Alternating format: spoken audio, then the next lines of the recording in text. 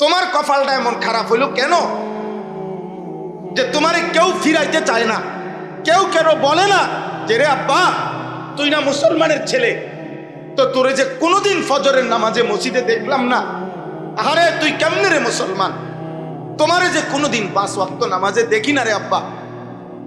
তোমাদের যার কপালে এরকম একটা বাক্য, একজন মুরব্বী, একজন অভিভাবক, একজন মা বাবার এমন জোটে নাই যার কপালে, কারণটা কি? আমার স্পষ্ট বুঝ এটা, আমি এটা বুঝি বাবা।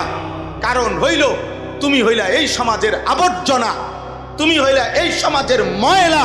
এই জন্য আবর্জনা কেউ ধরতে চায় না, আবর্জনা কেউ কাছে টানতে চায় না, আবর্জনা সবাই চায় ডাস্টবিনেই পড়ে থাকবে।